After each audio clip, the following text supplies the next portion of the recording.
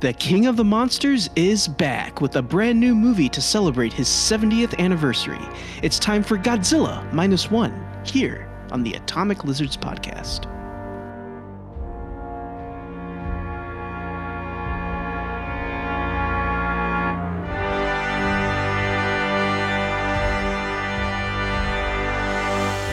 Welcome to Atomic Lizards. We're a trio of friends podcasting about the Godzilla franchise and other films we love. I'm Miranda, the film fanatic. I'm Udi, the de facto film expert. And I'm Dan, the Kaiju extraordinaire. And today we are talking about the newest Toho Godzilla film, Godzilla Minus One. So we are back with Godzilla for this episode, and we're super excited to talk about Minus One. But before we do, we just want to announce that this and all of our other Godzilla episodes are now part of our newly named series called Kaiju Korner. This series will cover a variety of giant monster movies ranging from classics to modern day. So look out for those episodes. Now back to Minus One. In 1945, at the end of World War II, Koichi Shikishima, a suicide pilot, lands on Odo Island, where Godzilla appears and attacks the island, killing everybody except Koichi and the lead mechanic, Sosaku Tachibana. 2 years later, following his return to Tokyo, Koichi is plagued by survivor's guilt. Godzilla is mutated by the United States Operation Crossroads nuclear test at Bikini Atoll and heads for Japan. Godzilla Minus One is a 2023 Toho Studios and Robot Communications Inc. produced film, directed, written, and with visual effects by Takashi Yamazaki.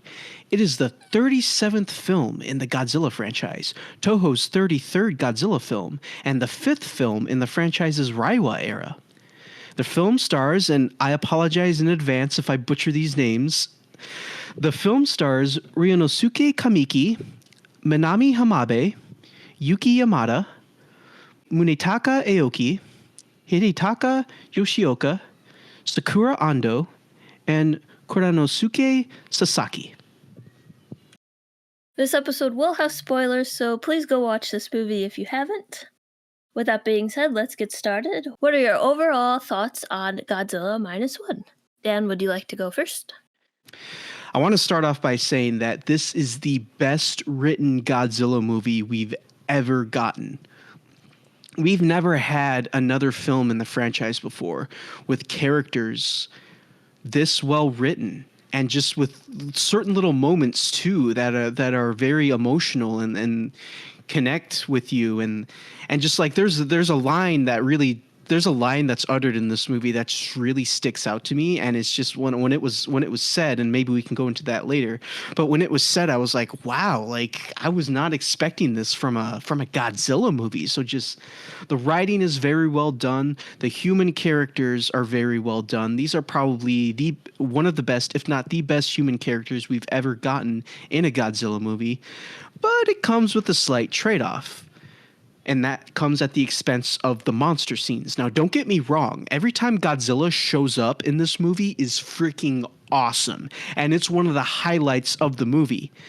But he's not in the movie as much as I would have liked him to be. I would have liked a little more Godzilla in this movie. But you know what? It's a trade-off that I'll take. Because if you're going to put all the focus on the human characters, you need to have a good story there. And Godzilla Minus One has a good story there. So it works for the trade-off that it was going for. I would have liked a little more Godzilla, but what we got here is truly just, I feel like it's something special, because never before, at least as far as I can remember, I don't remember the last time a Godzilla movie was this universally loved and this universally praised. Like, there are people coming out of the woodwork from everywhere singing the praises of this movie, talking about how great it is, and it makes me so happy as a Godzilla fan to see that, because that doesn't happen a lot with Godzilla movies, and the fact that it's happening right now with this one is great to see, and it warms my heart.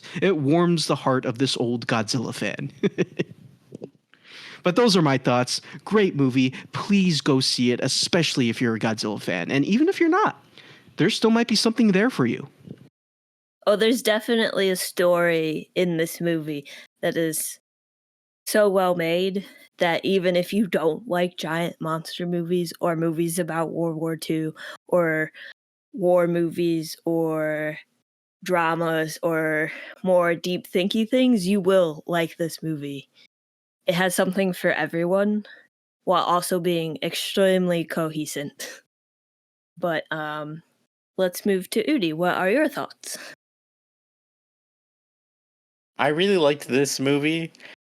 I consider it to be the second best Godzilla movie ever made, only second to the original 1954.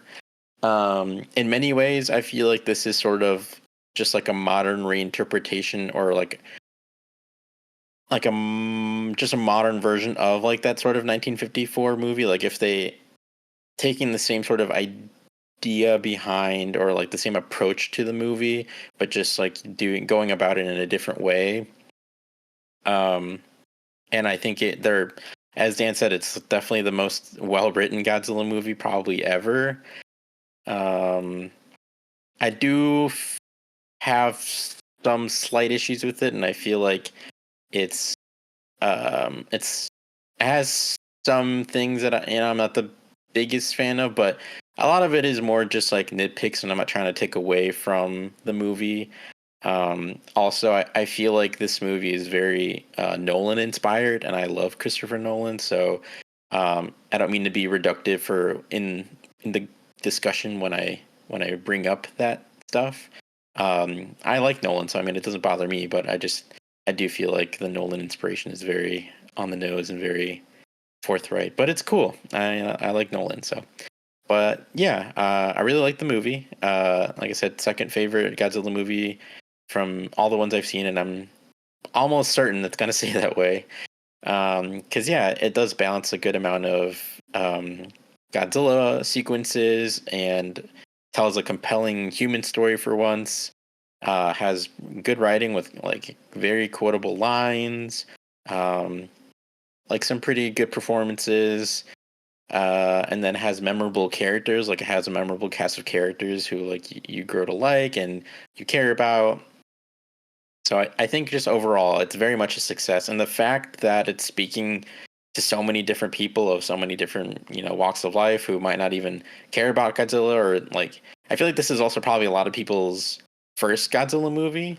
So that's been kind of interesting. But yeah, just to wrap it up, I liked it. And if you get a chance to go see it in theaters, definitely check it out. Definitely up there in the top of the best Godzilla movies out there. So I think a lot of people are agreeing with that statement. A lot of people are liking this one. So I'll go into my brief thoughts. I'm just gonna read off what I started writing for my Letterboxd review and never finished. So here we go. -1, what can I say? It's a very good movie and definitely my preferred movie about World War II this year. This is a better story than Oppenheimer, the other World War II movie of the year. -1 is up there in the top of Godzilla films. I love the score. It fits so well with the topic.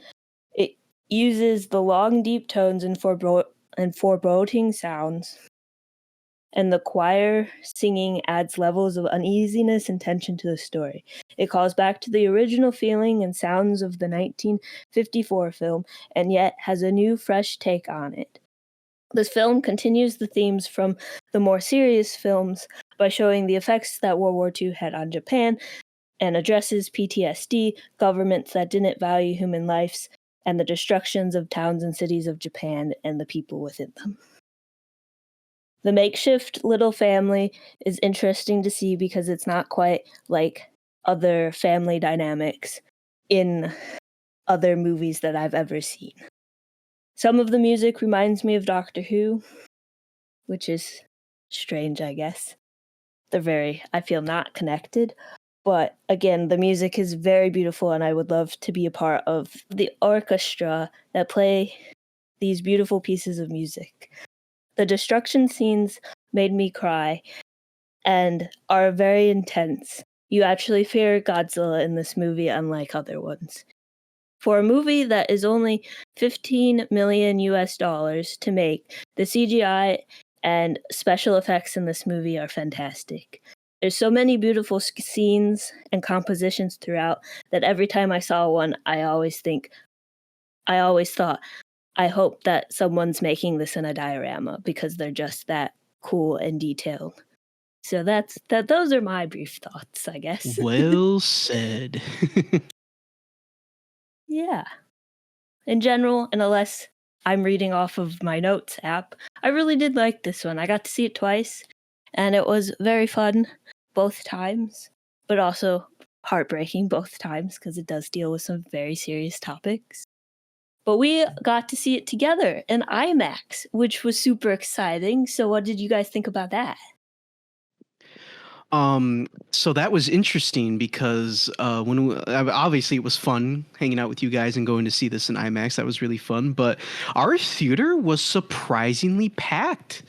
Like, I didn't think there was going to be a lot of people there, but there was. And the even more surprising thing was there were people sitting in the theater with us that just like, I'm not trying to judge people or anything, but just at first glance, I would not think these are people that are interested in a Godzilla movie. So the fact that they were here wanting to see this movie, like I said, man, it's very special for me personally because I love Godzilla so much. And like, this is a franchise that is just a huge part of my life. And it always has been ever since I was a kid. And to just see so many people just coming out in droves to see this movie really is awesome for me personally. Like, it's great to see. And like, I was very pleasantly surprised when we went to go see this because, yeah, like I said, just our theater was packed and it was great. I'm glad that many people went out to go see it.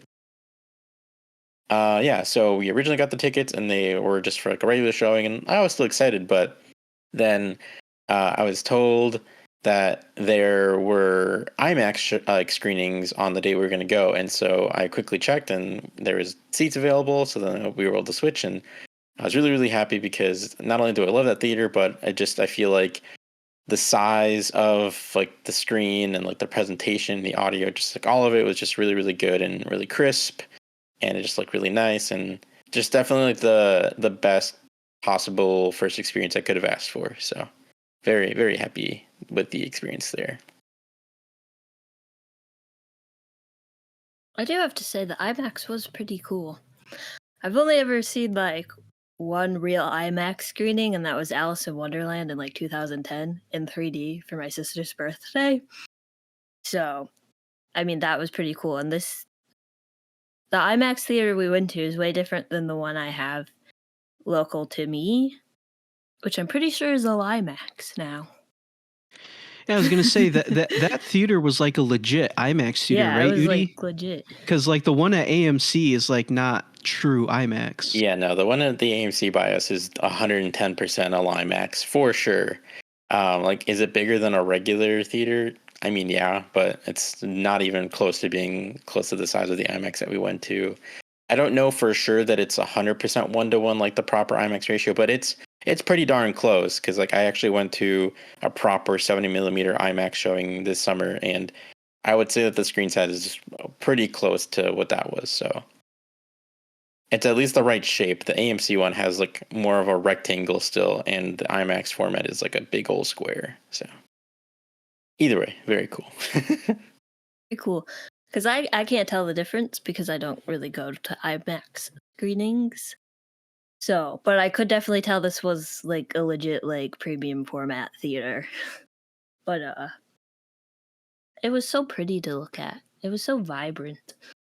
I wish they played it in the Dolby Atmos theater or Dolby's what is it called? Dolby Theater. I think the that's what Dolby we were going to Theater. go to originally, right? At the AMC, we were originally going to go to the Dolby. No, it was just a regular. Oh, I just thought regular. I thought it was Dolby. Okay. No, they only had Dolby screenings during the like the fan event. Oh, it was only, like, I the see. Wednesday before. I see. Okay. Yeah. Unfortunately, no shade to Beyonce, but unfortunately Beyonce decided to open her concert movie that weekend, and if she hadn't, and it had been like the weekend after, maybe Godzilla would have gotten the chance to do all premium formats the whole weekend or first week of release, but I don't know. But I know that was like the big movie that came out that week, so. It's okay. I don't think anyone went and saw that movie anyway. I mean, it was originally only supposed to have a week release, right? So they probably Correct, weren't yeah. going to like empty out all their premium formats just for this movie that is gonna like maybe have some sales for like a week. So like if they had planned to like have longer showings of it, maybe it would have been different too. But it is what it is, and we got to see it in IMAX, and that's really cool. And just seeing movies in theaters is always really cool. But yeah. Do we want to move into discussion points? Or did we have anything else to add? Well, I think everything that I want to talk about is sort of highlighted in the discussion points, so I'm ready to move on. Okay. Okay, so let's move on then. So the first question is, how did you feel about the human story? What are your thoughts on the boat crew, the little family, the neighbor, etc.? Who would like to go first? I'll start us off then. So, as we've all been saying so far throughout this entire podcast, these are the best human characters ever in a Godzilla movie, I would argue. Like, maybe you can make an argument that no. I'm going to say this right now, and I'm a longtime Godzilla fan. These are the best human characters we've ever gotten in a Godzilla movie. You could argue, okay, maybe the human characters in 1954, like you could make an argument there, but honestly, these characters were way more memorable than the 1954 characters like Ogata. I don't remember anything about Ogata. He was just in the movie, but I remember Koichi. I remember the professor. I remember the entire boat crew. These characters are great. And there was one point during the movie that these characters were so well done that I legitimately forgot I was watching a Godzilla movie. Like I was so like engrossed and invested in these characters that at one point I was like, oh, yeah, I'm watching a Godzilla movie right now. So like, that was really cool. I've never had a Godzilla movie have that effect on me before. So that once again, it just goes to show you how well done these characters are. I really enjoyed the boat crew. Like Udi said, those characters were great. I like the professor. He's probably my favorite character from the boat crew, but the captain was also really good. And the, what was it? The young soldier, or no, he wasn't a soldier, but just the young. What do they call him? They call him like Green The or something. Kid. The kid. Okay, the kid. Yeah, he's literally a kid. Yeah, Well, it's the kid, captain, the pilot, and scientist. Doc. If you wanna, Doc. Yeah. If you wanna go Doc. with their like monikers. monikers. Yeah, 'Cause the unfortunately, I don't know how to say any of their names. Yeah. Well, anyway, there were some good moments, like especially with the kid, because like there's this one line where the kid was like, because obviously children. Well, he's not a child; he's like a teenager, like young adult. Even. I feel like they try to make him out to be way younger than he is, and it's like, dude, that's like a almost 30-year-old man, but you're treating him like he's like a teenager. Well, he like missed the war by a few years, so like. Not only I'm that, not but sure what age he would be then. Well, like the actor, I mean, not that character, but like the actor looks way older than like they're treating him like a teenager, but he looks like he's like almost 30. That's what I was about to bring up. Is this probably just one of those situations where they hired like a 30-year-old to play a high schooler? I suppose it pulled me out of it a bit. I mean, I didn't think he looked that old personally, but I mean, he didn't look old, but like I said, they're treating him like an actual kid. I'm like, he's not a child though. Like. He's not a child. Kid just means like he's just the young. youngest on the boat. Yeah. But still, I could buy it. But you're saying like, oh, he looks like almost 30 years old. I could buy that he's in his like early 20s even. Like I could buy that. I mean, I could buy it. He's in his 20s. Again, he doesn't look old, but for how they're treating him, he looks way too old. Like I would believe it if it was like a 15-year-old boy or something. You'd be like, all right, well, yeah, he's a teenager. He, of course, but like he looks a little too old for you guys to be talking to him like this. But I'm sure it was just like a casting thing, and it is what it is. But it took me out a little bit every time. Where I'm like, I get the sentiment, you guys, but like he's not a kid. He's just he's just younger than you. But either way, I'm sure it was just more of like a casting decision thing. But anyway, sorry, continue, Dan. Yeah. So so like there's some very good moments with the kid because like Miranda had just said, he missed the war by a couple years. So like people that young, like I'm pretty sure even when the United States entered World War II, there was all kinds of like young men out there who were like, man, I want to go fight. I want to go fight in this war. I want to go fight for my country. And that's what the kid was like. He was like, man, I wanted to go fight for my country. And there's a line he says where he goes, man, if only the war would have lasted a little longer or something like that. And like they don't treat that line like a joke. Like the main character Koichi literally grabs him at one point and he's like, You better not mean that. yeah, he told him, yeah, you better not mean that. Exactly. Yeah. And he's like, they treat that topic seriously. And that was something that I really admired about this movie because like, yeah, it's not something you joke about. And I was glad that the characters in the movie addressed it. And then that one line I was talking about in my impressions where it's like, man, I wouldn't expect a line like this to come out of a Godzilla movie was kind of near the end where once again it's a moment with the kid and he's like, because everyone's getting ready to go execute the final plan that they have to kill Godzilla, and like the kid's like, I want to go, and then the other guys are like, no, you have to stay here or whatever. And then once again, he's bringing up his patriotism that he feels for Japan. And he's like, I want to fight. I want to help fight with you guys because I never got to fight in the war or whatever. And then I think it's the captain. He turns to him and he goes, you should be proud for never having fought in a war. And I was like, wow, that line, it's brilliant. It's great. And what a great line. And I just was not expecting something like that to come out of a Godzilla movie. Just that line really spoke to me because yeah, you shouldn't want to fight in a war. War is awful. Like the effect that it has on people as we see in this movie, because like Koichi suffering heavily from PTSD is not good. You should never want to fight in a war. And yeah, that line, that was such a great line. I really liked that moment. And then you also mentioned the little family because like the movie starts with Koichi returning home from the war and like Tokyo has just been destroyed due to air raids. And like his family has also been killed in these air raids. So like they died in like flames. Yeah, so he's got no one. Very dark. Yeah, very, very terrible.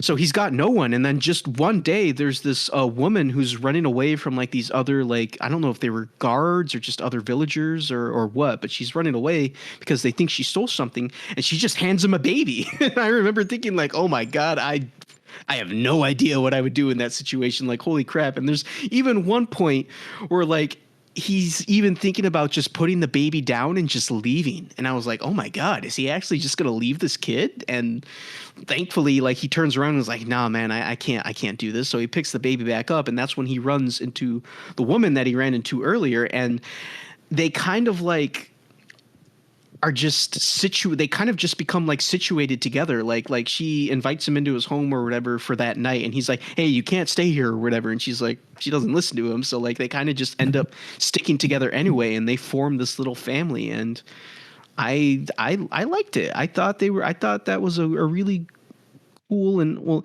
not cool, but I liked it. I thought that was a interesting part to the story. What were you going to say, Miranda? Yeah. I think the little family is like a very cool, obviously it's dark stuff here, so it's not cool as in like, cool, but like interesting way to show a family dynamic. Because usually it's like, or just a relationship dynamic. Because usually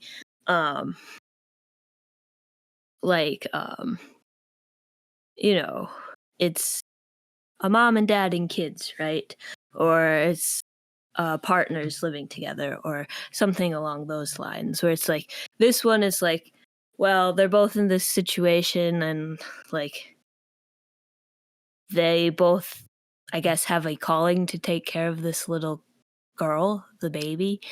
So they're just like, okay, this is the thing we're doing. We're gonna do it. Turns out we learned throughout the film that they do have like romantic feelings for each other, but it's not necessarily emphasized in this. So it's kind of like, it's like saying that like you can have a family even if you're not like it's a different type of way to have a family. That's not necessarily the traditional type of way to have a little family. Obviously, it's very untraditional, but because of the war and all the other stuff. But I found it very like interesting and refreshing to see in a film. And I don't know if this is coming from the fact that, you know, I'm American, so I have an American view on this movie. I don't know if this is how other things are treated in Japan or their like cultural like ness around this type of stuff, but in general, I think it was very nice to see on in a film, and like they address it throughout.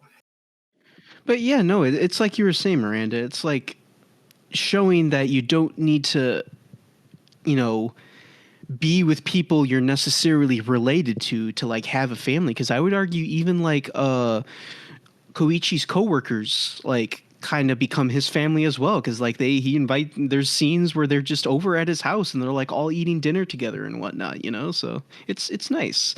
Although there were a couple times where I felt so bad for that little girl, because like, you know, obviously Koichi, he is going through a lot in this movie, because the crux behind his character is that he is a kamikaze pilot. So he was supposed to commit suicide in honor of his country, and he couldn't do it. And because of that, he feels great shame, because he feels like he not only failed himself, but he failed his country and those around him. And And then on top of that, it's not his fault that Godzilla attacked Odo Island and killed everyone, but like also he has that to carry too. Exactly. And like the nightmare scenes, I was like, oh, well, this is intense. And the fact that they like actually have a moment where he like, there's like one or two different moments where he actually like, it's so sad because he's like, what if I'm already dead? What if this is all just a dream of a dead man? Like, Yeah. it's such a terrible like thing. I feel like it's such a hard thing to carry for a person, and like I think that translated into this film very well. And like Yeah. obviously I've never been in war. I don't have PTSD, so I don't know what it's actually like, but I think they represented it in a presentable way. Yeah, I feel like they did as well, in a presentable way at least. And yeah, the point I was trying to make though was I felt so bad for their quote unquote daughter, because like there are times where she's just like crying because she wants to be with Koichi, or she wants to be with her mother, and like they're not around, you know, because a lot of stuff happens. So and they're not able to be around. So I just felt really bad for her at times. It's like, dang, man. I also felt bad for her because Koichi, like, straight up to her face is like, "Don't call me dad. I'm not your dad." And it's like, dude, read the room. That too. Yeah. And then even his coworkers were like, why would you say that? Like, what's That's wrong so with cruel. you? Yeah. And he's like, "Well, it's because, you know, it's true. I'm not her dad. I don't want that thing." So, okay, buddy. You do. I get why you're saying it, but it's like, good lord, why would you not say anything else? I don't know. Maybe it's just, well, I was just going to say maybe because once again, like Miranda was saying, we're coming from like an American viewpoint. Maybe the culture back then in Japan was just different. I don't know. Well, I think the other big thing, more so than anything, is just the PTSD. Like, it's just hanging over him, so he's not good at expressing his feelings because he's so shut out, and he bottles everything up. And so instead of being able to elaborate and explain, oh, well, you know, because my PTSD, you know, whatever, blah, blah, blah, blah, blah, he just is like, enough, slams the table. Like, I'm guessing that's just more of the implication there.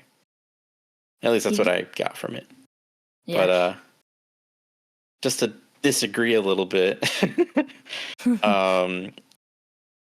I think the lines themselves, or at least like the translated lines, because I don't know for sure what the exact Japanese is, but the translated lines on the subtitles were very powerful.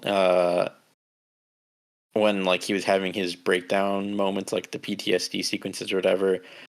Like that stuff was good, and the concept and the idea behind them I think was good. Like him being so distraught by the ghosts that haunt him that maybe like he doesn't know if he is awake or if his reality is real or if he's just dreaming and he's already dead. Like that, all that stuff is, very interesting, and I think they make for like great concepts and blah blah.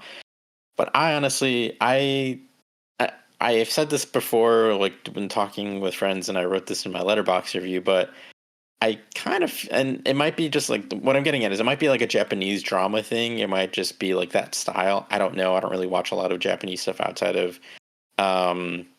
like kaiju movies or random stuff here and there. But I don't really. I don't know. Those scenes kind of took me out of it a little bit because it felt a little too over dramatic to me. Like, especially like that first one, because up until that point, like everything had been fairly consistent, I would say, tonally and like to the range of which the actors reached like emotionally.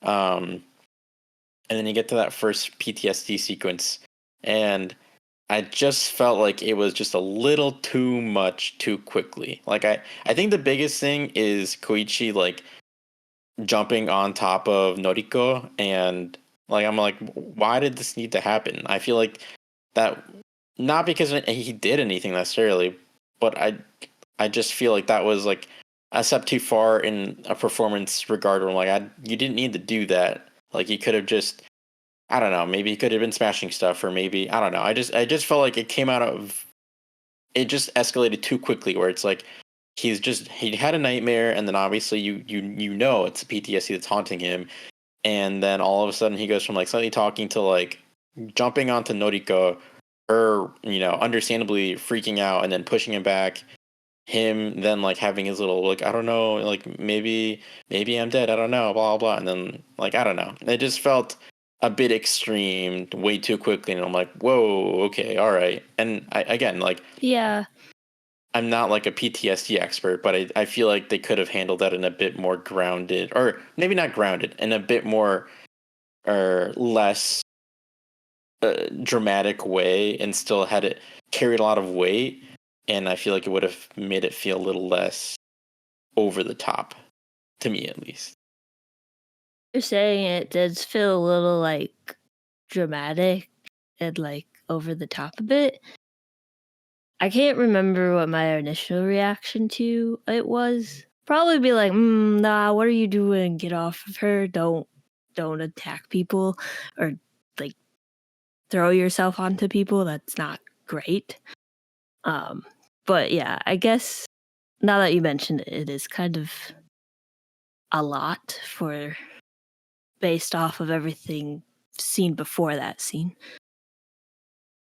Yeah, I can understand that too. It is a little bit over the top and a little bit over dramatic, but like the thing I'm thinking of is like in that moment he's like questioning, am I even alive? Is this real? Like so like if you don't think the life you're living is real, you're going to do something crazy to like just to like test if it is reality or not.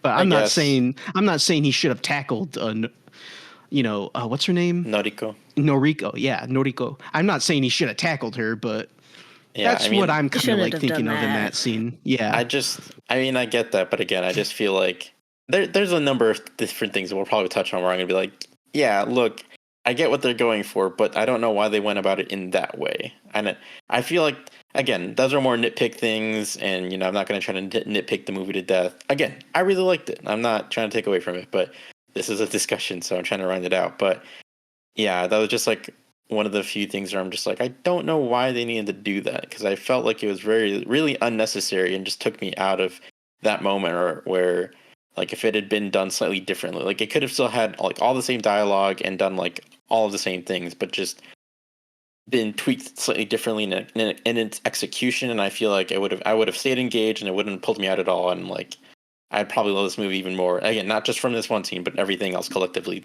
together that I'm probably gonna end up, I guess, nitpicking. But Yeah, that was like a big thing for me. Like from because like we said before, like from the rest of the beginning of the movie, like everything's pretty consistent. And then also we get to that, and then to me, I was like, this is like soap opera all of a sudden, and then all of a sudden back to normal, and I was like, oh, okay, all right, I guess back to normal. But Yeah, I mean, like I said, even I kind of agree. Like maybe having him tackling her wasn't the best way to like show that. So I can understand where you're coming from. anyway, I didn't mean to like kind of derail the direction we were going. Did you already talk, Miranda, about how you felt about the human story? And did you finish, Dan? I don't want to start before anyone. I mean, we're yeah, finished. I pretty much got all my I think thoughts so. out. I mean, I would still like to talk about the boat crew. Yeah, I was gonna but- say, Miranda, you didn't really talk about like the boat crew. But Okay, we were like you- focusing on the little family, so Yeah, you can finish up and I'll join in. okay. Right, the boat crew. I actually really liked them. They're very like interesting characters. I think my favorite character is probably Doc. Mr. Oda, I think, is his name. If I'm remembering correctly. But I liked that they like are also like a family where they like very close because well they're on a boat all day long and they have this task of cleaning up mines from the ocean and blowing them up so they don't go off because apparently they're magnetic. Well, the American ones are magnetic, so metal will set them off, which I did not know. I'm assuming that's a real thing. But I like their like little dynamic too on the ship, and like they all kind of like work together, and the music that they play, I think when they're first looking for Godzilla before they know it's Godzilla, they go out to the American ship that was destroyed that the Americans like, we can't help you because of the Soviet Union. Or something like that. So they go out there to look, and the fact that their teamwork there, I really liked their teamwork and how they handled that scene. Also, the music under that scene is fantastic. It translates so well to how they're feeling and how you're seeing them react to Godzilla, essentially for the first time after being mutated because of the testing out in the ocean. So I just really like that scene. And then I love the fact that Mr. Oda is the mastermind of the let's sink and implode and explode or whatever, decompressed and compress Godzilla plan. Because that is very different than, well, it's different than the 54 way they got rid of, well, tried to kill Godzilla, I guess. Well, it's not only different, but it actually like makes sense. Like there's scientific reasonings behind it. Where the 54 movie just went full on science fiction and was like, "All right, I got a device that can destroy all oxygen in the water." Like, but only can kill Godzilla, but but nothing only else. can kill Godzilla, nothing else. Yeah. But yeah, those are my general thoughts on the boat. I just want to make a quick comment because you mentioned the music. I really liked the musical piece that plays like during the montage. Like I think it's before Godzilla gets mutated and like Koichi's getting his life together, and like it's like this montage of him just going into work and whatnot. And they got this like really nice like acoustic guitar piece playing. Like I enjoyed that. So yeah, again, I really like the story. I think without a shadow of a doubt, if you've watched any Godzilla movies at all, it is blatantly obvious that this is for sure the best human story and like the best human cast that they've done so far, like by a long shot. It's not even like competition really. That being said, again, like I have my slight problems here and there, like the PTSD scenes and stuff like that, and other story beats featuring some of the characters.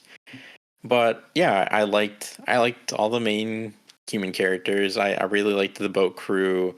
Again, like I think my favorite ones from the boat crew, outside of Koichi, obviously, because he's the protagonist, I would say the captain and Doc. I think they were both my favorites. I feel like the captain was a really fun, not like the actor. I don't know the actor's name, but great job. Like he had such a sort of dynamic and fun and charismatic performance. Like all of his line delivery was great. All of his facial expressions were like on point and great at all times. He was just like really, really great. And then Doc, I think Doc is my favorite. I feel like I really like that kind of character where, he's intelligent, but he's like warm and welcoming, and he's kind of funny.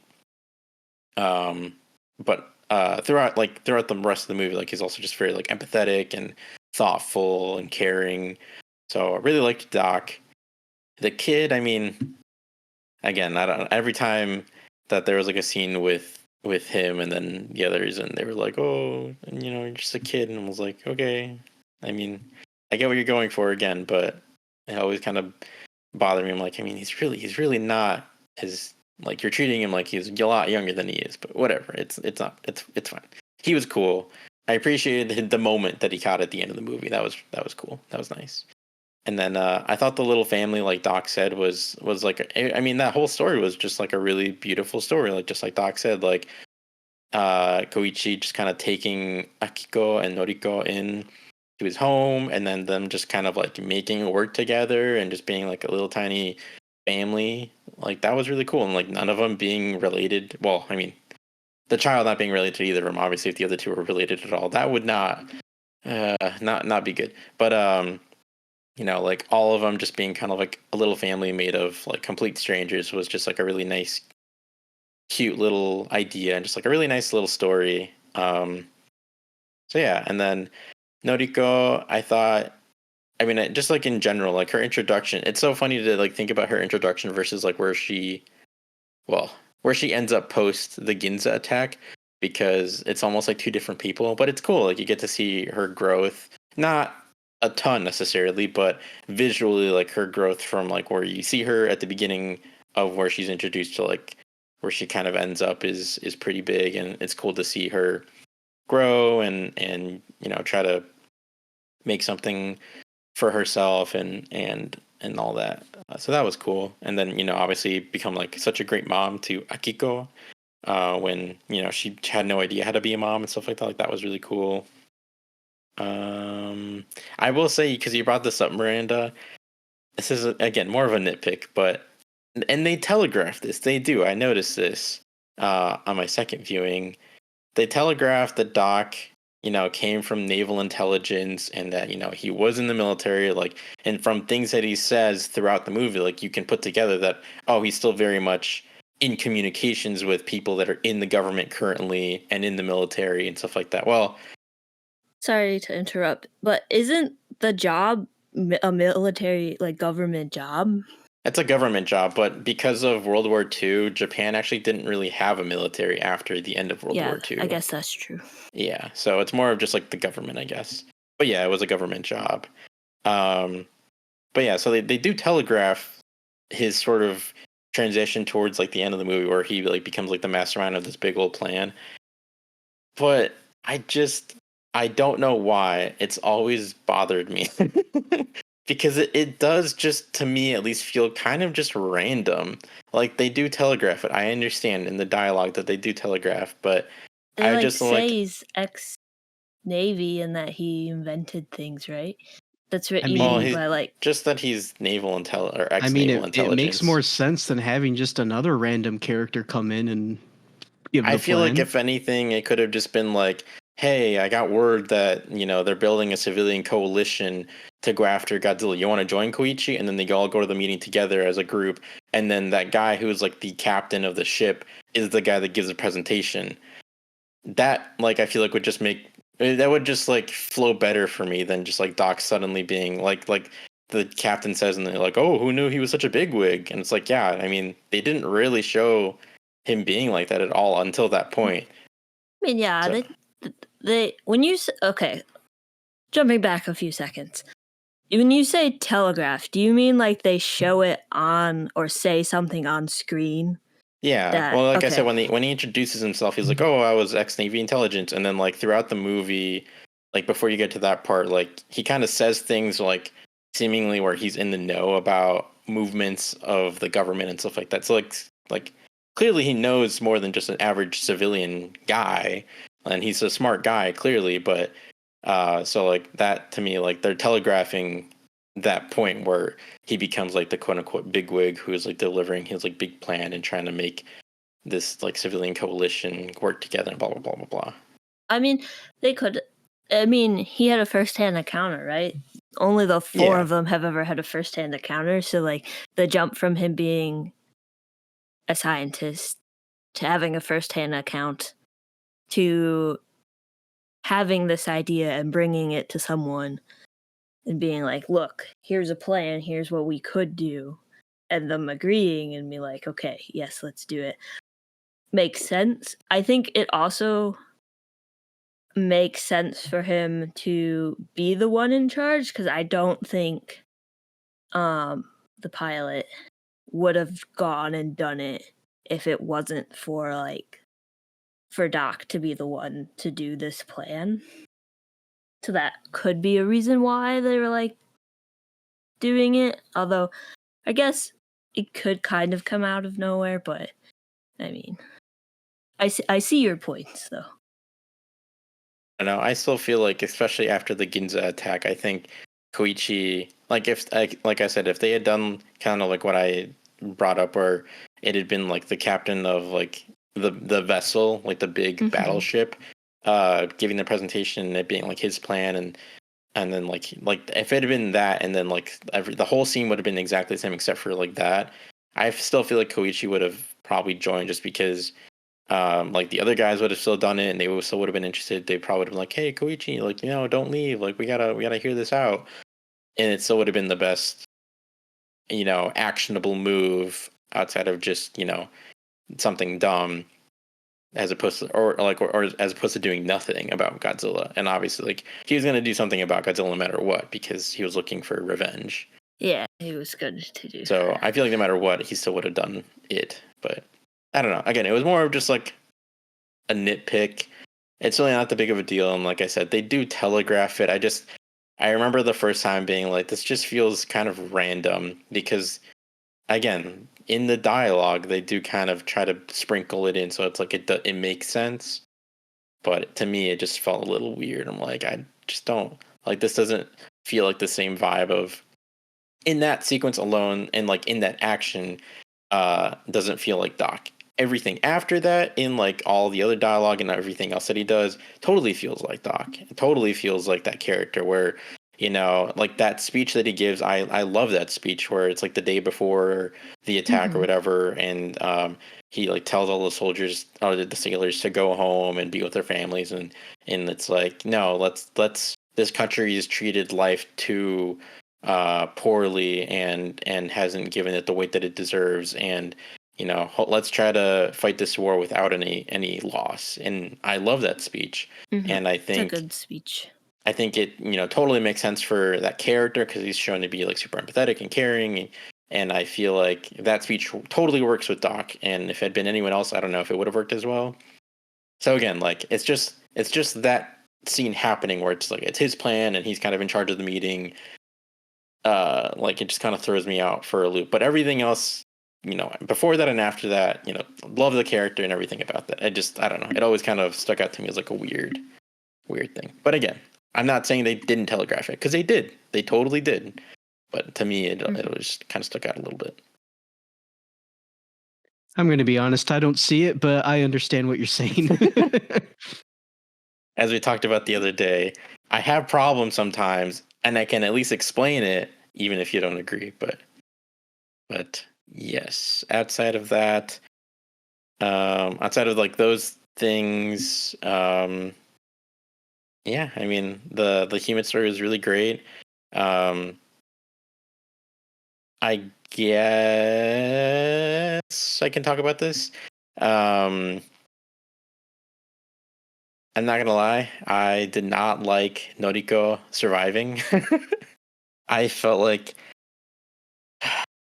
it irks me so much in movies when they do this sort of thing. And like my biggest problem with all movies that do this sort of thing is like if you're going to bring back a character who supposedly died, don't make their apparent death so over the top ridiculous that no one in a million years could ever survive what they're supposedly surviving. Like, make it at least feasible that they could survive or something. Because then it's like, okay, well, you might say that, oh, well, that will make it too predictable. Then, I don't know, don't try to pretend kill them then. And then bring them back to life in the stupidest way possible. It's infuriating to me because so many movies do this. And every time they do, I'm like, why did you need to do this? This is totally unnecessary. And people might say like, oh, well, gave him the motivation to do, like, I still feel like no matter what, he would have had motivation to do something about Godzilla because, again, like it's like part of he's tied to his trauma. He's tied to his survivor's guilt, no matter what, because he couldn't defeat Godzilla initially, and all those other soldiers died. And so, like, I don't know what would have been better: killing Noriko for real, or just not having that at all, and then like having them both survive, and then just being like, "Hey, I need to join the fight," and then her being supportive. I don't know, but like. I don't know. That just, as soon as they like have the telegram thing, and I'm like, oh my god, they're bringing her back, aren't they?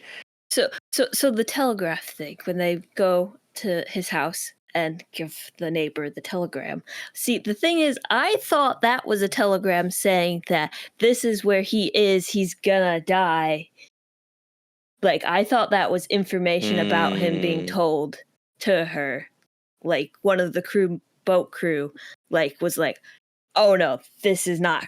Or even the mechanic was like, oh no, this is his thought process. We need to at least warn someone about this.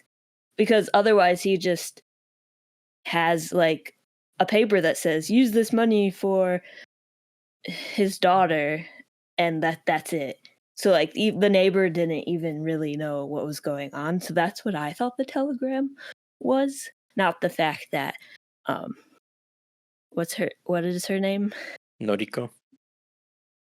I didn't even think that she would be back. But I have a theory on why she might be back. I agree with you, Udi.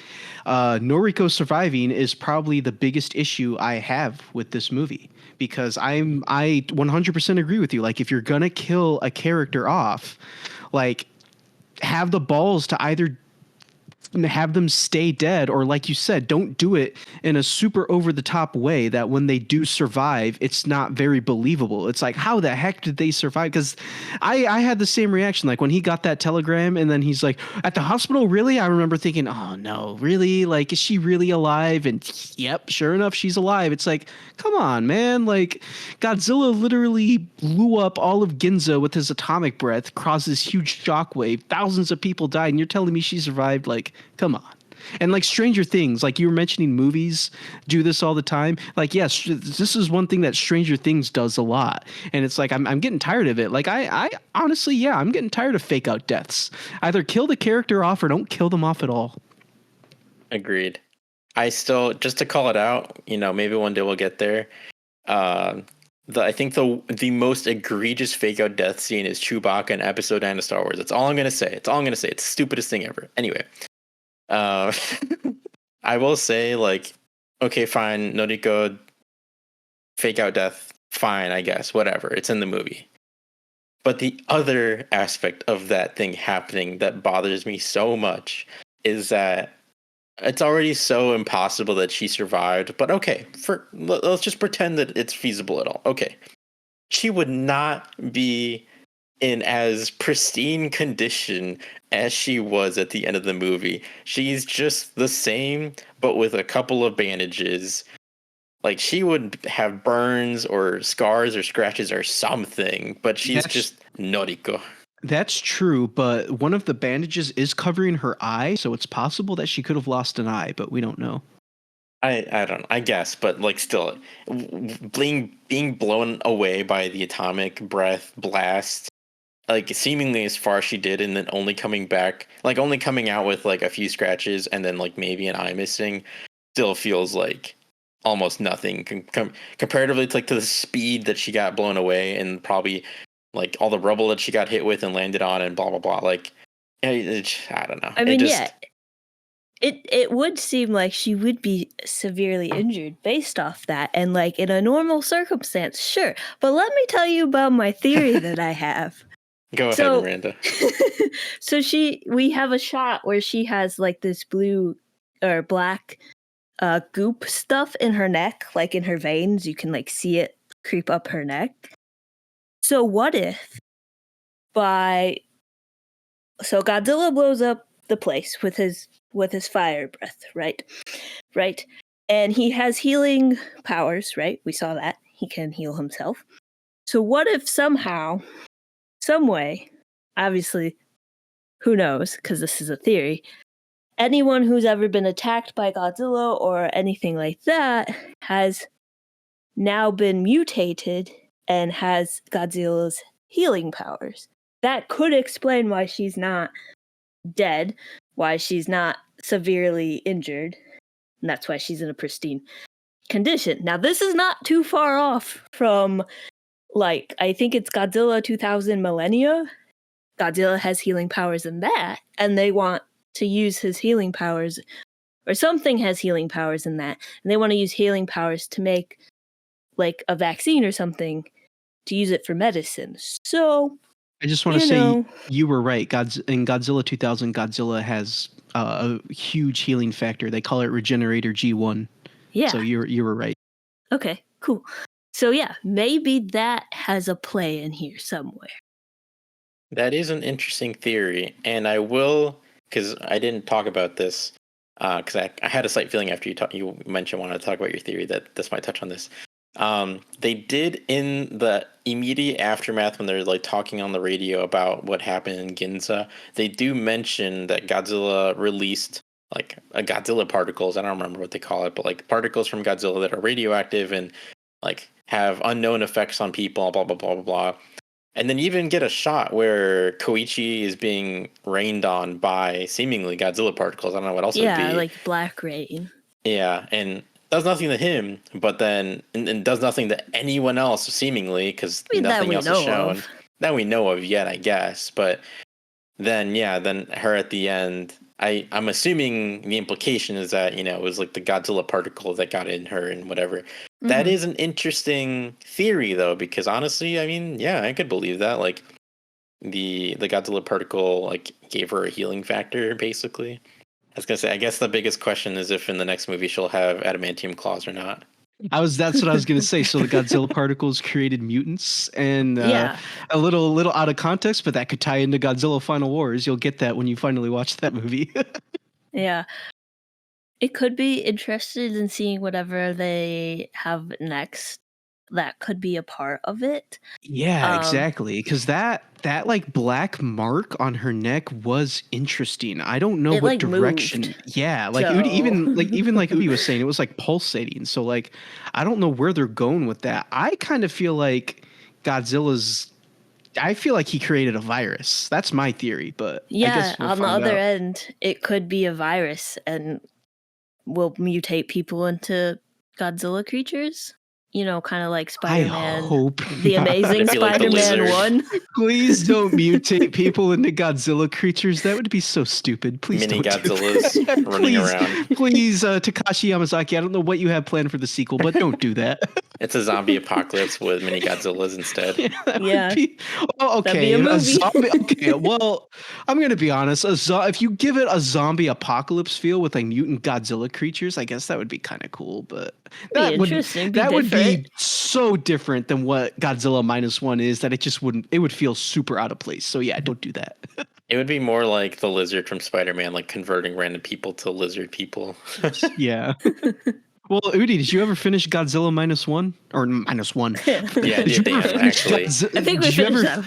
Did you ever finish Shin Godzilla? Is what I meant to say. God damn it. No, not yet. I will soon. I promise. I haven't had time. And we'll finish Shin Godzilla because this topic will mean just finish Shin Godzilla. Spoiler alert. No, I don't know, but yeah, I do want to finish it. I will soon. I swear. I will say, because we talked about this, or like I asked Dan about this, and then I ended up asking Miranda, just because I thought it was an interesting thing. But I am very curious to see what the sequel to this ends up being like, because the thing that I asked both of them was what would make a perfect Godzilla movie, because from what I've realized is that either Godzilla / Kaiju movies end up focusing a lot more on the human story to develop that better and make that more interesting, and then we get reduced Kaiju / Godzilla time, and like the stuff that we get might still be good, but there just might not be a lot of it, compared to like, especially compared to like the amount of human stuff you get to see, or there's not as much human stuff and the stuff that you do get is really stupid and contrived and like is just whatever you don't care about. And then the Kaiju stuff is really, really cool. And so I'm very curious to see what sort of balance the sequel to this strikes, because like this was more of like focuses on the human story, tells a really, really compelling and good human story, and then also has really, really good Godzilla moments, even if like they're not as long maybe as it could be in certain parts. And there's not that many necessarily throughout the movie. Although he's featured pretty healthily throughout. But regardless of that, will the sequel go more fantastical and just kind of go off the rails like every other sort of seemingly like reboot or, you know, new start of Godzilla goes, where the first one is serious and then it just gets more and more crazy from there? Or will it try to maintain some like a similar like kind of tone, but just, you know, a different story or something? I'm very curious. I mean, I also do wonder, like, I'm assuming it's going to be like a direct sequel where it's going to be Koichi and Noriko and Akiko again, because I mean, it's directly teasing this thing with Noriko, so seemingly we would have to catch up with them again to see like what's happened, but I don't know. Yeah, I think that solely depends on, just like you said, what direction they want to take these movies in, because yeah, for the sequel, would it be another solo Godzilla film, or would they bring in another monster for Godzilla to fight? We don't know. And I feel like if they bring in another kaiju for Godzilla to fight, then it's going to go in the more like over the top route. But if they choose to just keep it Godzilla again, then it could still have the chance. It could still have a chance of being the same thing that Minus One was, where it was a little more grounded, a little more serious. But I think the moment you introduce other kaiju is what's really going to determine what direction they want to take these movies in. And it's interesting you mentioned that, because I remember hearing about when this movie was first conceptualized, because I remember hearing like rumors that the next Toho Godzilla movie was going to take place in like 1945 or like shortly after World War II. And supposedly, now this was what was said at the time. I don't know if Toho still wants to do this, but at the time, they said that they wanted to do their own cinematic universe in the style of Marvel. So I don't know if that's what they still want to do with these movies, but at the time, that's what Toho wanted to do. So it'll be interesting to see where they go from here. I hope they don't do a whole MCU thing. I'm sorry, I'm so done with that. I don't care about your multiverse. I don't want that. I don't want that. It will be really cool to see if they just keep with Godzilla. I think that might be the best strategy they could do. The best plan is to stick with a single Godzilla, because we have the MonsterVerse, and that one has Kaiju versus Kaiju, etc., in it. So I hope Toho kind of sticks to Godzilla only, and then that way they can focus more on the human stories and have more dramatic, more deep storytelling that isn't necessarily alien apes from outer space trying to kidnap people or whatever, you know, because they get really ridiculous when you start adding more and more like kaijus to them. Exactly. And that's kind of like what happened to the MonsterVerse. Like the MonsterVerse, like the third movie added like in all the kaiju, and then the movie went from being a somewhat grounded like story in Godzilla 2014 to just being an all out like crazy monster brawl with Godzilla King of the Monsters. And yeah, if Godzilla Minus One goes that route, then that's probably what's going to happen. And you know, I'm not sure if that's what a lot of people want to see, because me personally, like, more kaiju moments you have, the better. I mean, that's the one saving grace that Godzilla X Kong: The New Empire has for me. Is I've talked about this on the podcast before, but Adam Wingard has teased that there's going to be like an 8-minute scene of just nonstop, giant monster scenes. And it's like, all right, I'm here for that. So like, I personally won't mind it, but I think one of you guys mentioned that this movie is probably a lot of people's first Godzilla movie, and like, if the sequel goes that route, they're probably going to be a little disappointed because they're going to be looking for something more like how Minus One set itself up. And yeah, it'll be interesting to see what they do next. I don't know if you necessarily like meant this specifically, Miranda, but I mean, I feel like from the quote that Dan said, I don't know that they meant like a multiverse thing as opposed to just like a shared universe, like the MonsterVerse. And I feel like the MonsterVerse has done a good job of building up like how the MCU did, where it's just like they introduce one. Well, they start off introducing the two main monsters, and yet, like Dan said, they introduced everyone else in the third movie. But I still feel like they did a good job with that many characters and doing it. I mean, Mothra got the short end of the stick as per usual. But outside of that, like they've done a good job of sort of pacing things out. Kind of like the MCU and building that world out. But I mean, yeah, I also do feel like there's only, as much as I really do like Godzilla, I feel like there's only so much you can do. Like you can maybe do like a trilogy of Godzilla movies, but like we have already seen that he's basically indestructible. There's no way to seemingly kill him. So how do you keep making movies with? And I don't know if that's what you meant, but that's how I understood it. Like, how do you keep making movies with just Godzilla or like him being the main focus? I feel like you can only do so many of those before it's like, it just doesn't make it doesn't make sense, or you just don't have anything else to say, really. I think the fandom came up with an interesting idea where someone was like, "What if in the second movie he does fight another giant monster, but it's another Godzilla, like a Godzilla versus Godzilla movie? That would be cool. We've never gotten that before. Like, I'd be down for something like that." That could be interesting, but I feel like it would just be like every other movie where, like not that he's the hero, but like where the hero fights a clone of himself, but as like an antagonist. Mechagodzilla. I mean, Mechagodzilla is at least like kind of different, so like that makes it a little less. Yeah, it's kind of different. Kind of boring, I guess. I'm not saying it would be boring, but I just don't know how they could make it that much more interesting than like every other, for example, like superhero movie where they kind of do that. Which, granted, that people doing that doesn't necessarily mean it will be boring that it's done badly. I'm just curious to see how they could make that interesting.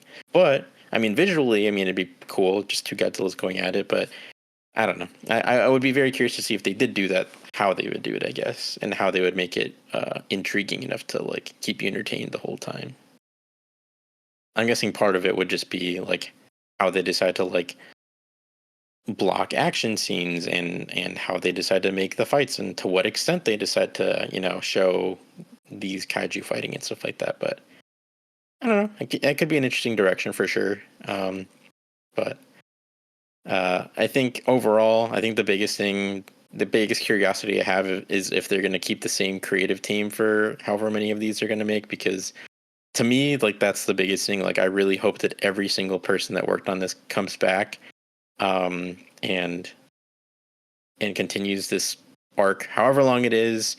Obviously, like if it really does end up being sort of like an MCU thing where they're trying to build out a universe, then maybe this director can just focus on like the Godzilla main movies, and then other people can get hired on to do, like, if they flesh out the universe, can do the other kaiju films. But I feel like Takashi is a very important part of how this turned out. So I hope that he gets to come back and kind of steer the ship. And I agree. And he's already stated, like, on the internet that he wants to do a Star Wars movie. Stay away from him, Disney. Let him make more Godzilla movies first, then he can go do Star Wars. He doesn't know what he wants. We don't need more Star Wars. Yeah, we don't need more. I don't want more. I just don't want another Gareth Edwards situation, because Gareth Edwards, Agreed. directed the 2014 Godzilla movie. has also stated before that he would love to do a Star Wars movie, and then he finally got to do one in Rogue One.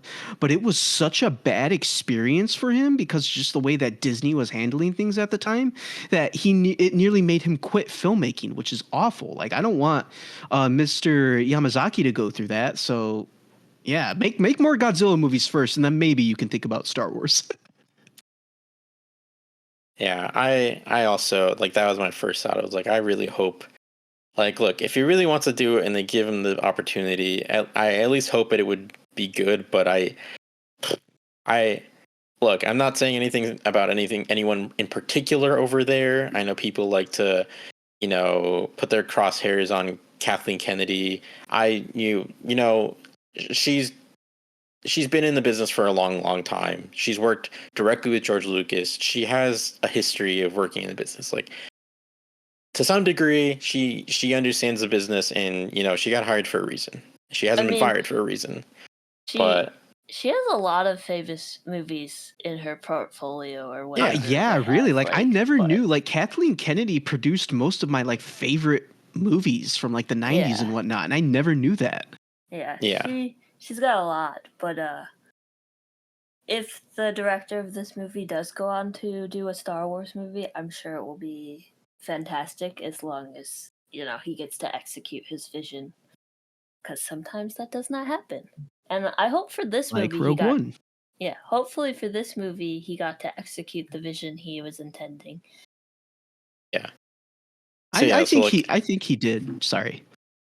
So like, I'm not trying to put the crosshairs on anyone in particular, but it definitely does seem like Star Wars is, all the Disney stuff is like run by committee. And so when you get a creative like this who is so passionate about Star Wars and everything like that, it's like, I want you to be able to get to do your thing. Like, clearly you have a passion for it. Clearly you want to do it. Like, I want you to get to do that thing if that's what you want. But same time, like, I feel like Star Wars especially has been in a spot where no matter how many times recently they've tried to do something like outside of like Disney Plus, like, they really just haven't done it well, or or just like things get stuck in development hell and nothing ever happens. So it's just like, I don't want him to waste his time or to be disappointed, or to, again, like you said, be put in the Gareth Edwards situation where the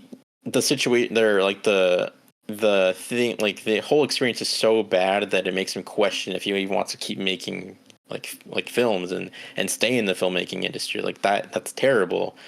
So hopefully if it does happen, it's a good experience, and gets to make a movie that he's proud of, and like, despite everything that happened with Gareth and Disney and Star Wars, at least that movie still turned out like really well. And there's a whole thing with Tony Gilroy there. We don't have to talk about that, but like, at least that movie still turned out like really, really good. But a lot of people consider Rogue One to be like one of the best Star Wars movies. Oh yeah, I totally do as well. It is a good Star Wars movie, and I'm enjoying this Star Wars Godzilla conversation, but I think we should table this and save it. When we get to maybe Rogue One, we can talk about that a bit more, or a different episode. But so let's jump back into Godzilla. Let's talk about his design, or just Godzilla as a being. Like, this design is very, very similar to original Godzilla, but also like I think a fresh new take on it. So do you guys agree with that? Disagree with that?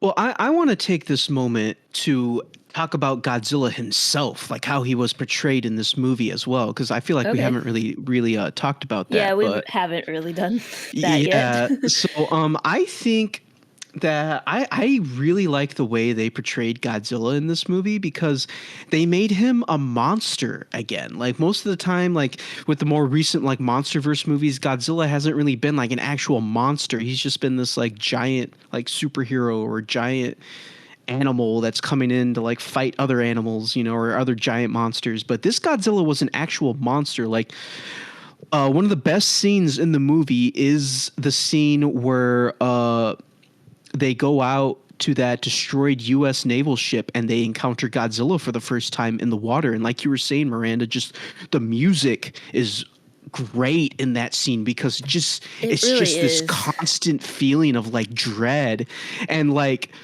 I don't know, like I'm usually because you had mentioned before they made Godzilla scary in this movie. Like I'm usually like not afraid of Godzilla. Like every time Godzilla is on screen, it's like hell yeah, yes, like I love it. But like he's a scary being. I know I wasn't sitting in the theater like in terror. Like I wasn't scared, but like the way they treat him and show him as a character, as the being of Godzilla, you're like, oh, this is a terrifying beast that is just there and it's going to do what it wants, how it wants, and you're just basically ants to him. Exactly, yeah. And like the point I was trying to get at though was like, yeah, you had mentioned that he's kind of scary in this movie. And yeah, like during that scene on the boat, I actually was kind of afraid of Godzilla, like especially that part where he just starts swimming towards them. It's like, oh God, you guys got to get the hell out of there. Like, y'all better get out like that was actually kind of scary. And then that scene also has one of my favorite moments, really funny moment with the captain, because he's like, because they haven't seen Godzilla at this point. So like the captain's like, they called us in to stall for time. It's all right. We got the weapons. Like we'll take him on. We can do this. And then he sees how big Godzilla is. And then he immediately goes, you know what? Never mind. Let's get out of here. Like it was so good. But yeah, man, like they made Godzilla like scary during that scene. And that's probably one of my favorite scenes. Cause like I said, just the way it's directed and set up and like the music, it just all beautifully fits together to create this like super tense, somewhat terrifying scene, because I'd be crapping my pants if I was on that tiny little wooden boat. Godzilla was swimming after me. Holy crap. For real.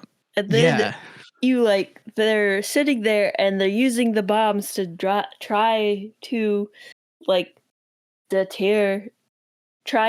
blow up Godzilla basically, and they do it and he just regenerates. Like there's parts in the original 1954 movie that I'm like, this is the way they like with the music and composition and stuff. I'm like, this is terrifying. And this one just like they notch it up a couple levels. You're like, you get to see Godzilla in daylight, you get to see the detail on him, and even though he looks a little dorky at times, he's just a like menacing being. Yeah, exactly. And I guess that was like a really good scene. And of course, I got to mention the attack on Ginza. That was a great scene. That was just classic Godzilla. I had the biggest smile on my face when the Ifukube theme started playing, the classic Ifukube theme. When that started playing while he was destroying Ginza, like I had just like the biggest smile on my face. I was like, yes, this is what I want in a Godzilla film. I just want to see Godzilla just destroy a city and see everybody running away and all the chaos that's happening within it. That's literally all I want. You put that in a Godzilla film, you're going to please me. I'm a simple man with simple needs, and that's all I need. So that was great. But like, once again, my biggest problem was that scene was just way too short. I really wish that scene would have been longer. If that scene would have been like way longer, like if they would have showed Godzilla like surfacing to attack the city and like seeing how everybody was reacting the first time like they see him and whatnot, and like they just would have focused on the destruction of Ginza just a little bit more. Oh man, this might be my favorite Godzilla movie of all time, but it just lacked a little too much on the Godzilla scenes for me. Now, once again, he's in quite a few scenes. It's not like he's barely in the movie, but for me personally, he just wasn't in there enough, and I would have liked it more if he was in there enough. And that attack on Ginza has like a few interesting callbacks too, like the guy that's like live reporting on the rooftop. That's like a direct reference to the 1954 film with that one guy in the radio tower, and like Godzilla bites on the radio tower and like kills them.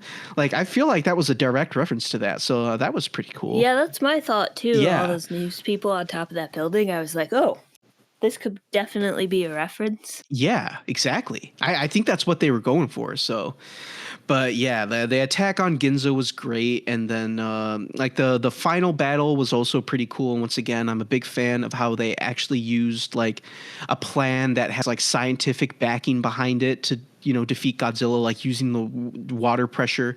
Like that was good. I liked how they did that, and yeah, like Godzilla was great in this movie. I loved every scene that he was in. I just would have liked it if he was in the movie a little more. And I guess I also didn't really talk about like the beginning of the movie when Godzilla first shows up, because I guess now me and Udi have talked about this before, but like most Godzilla reboots like have some sort of an explanation of where Godzilla comes from. Like 1954, he was awakened due to nuclear bomb testing. Like he's this ancient prehistoric animal that was awakened due to nuclear bomb testing. And like even the 1998 Godzilla, they go out of their way to explain, oh, he was an iguana that was irradiated by like nuclear radiation. And like Godzilla 2014, he was this ancient alpha predator that lived deep underground and was awakened when like the nuclear age happened. But in this movie, Godzilla just exists. Like he's just there.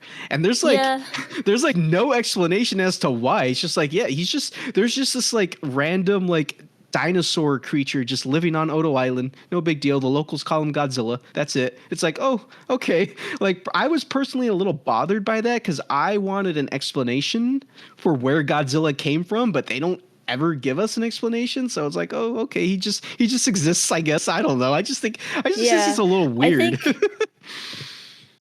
I think if they're going to explain where Godzilla comes from, that might be like a sequel topic. I don't think it's really needed for this movie because they say he's a dinosaur-like creature, and based on like the nuclear testing or the atomic testing in the ocean, the Lucky Dragon incident, I think that's what it's called. Like they established that, and that's why he gets mutated from beginning of the movie Godzilla to like later movie Godzilla. Yeah, well, I don't think they bring the Lucky Dragon incident to it because how he gets mutated with the Bikini Atoll test, Operation Crossroads. Is that a different thing? Well, the Lucky. Am I mixing it up? You know what? I don't think you are, because I think the Lucky Dragon incident was a part of those atomic testings. Because like there was a Japanese fishing boat that was in the area when that test happened. But like they weren't I guess they were kind of referencing it because they referenced Bikini Atoll. But like that wasn't a thing in the movie. So I think that's where I was getting confused. But yeah, no, I think you were right. But yeah, I just I thought his like pre-mutation design was kind of cool. Like it was kind of scary, honestly. Like when he first shows up just running out of the because the light shines on him and he just runs at the light, like he looked kind of creepy. So like he's terrified. Yeah, so they did a good job there. And like there was that part where he's attacking the soldiers and like he lifts some of the soldiers up by his mouth. I was like, oh my god, is he gonna eat them?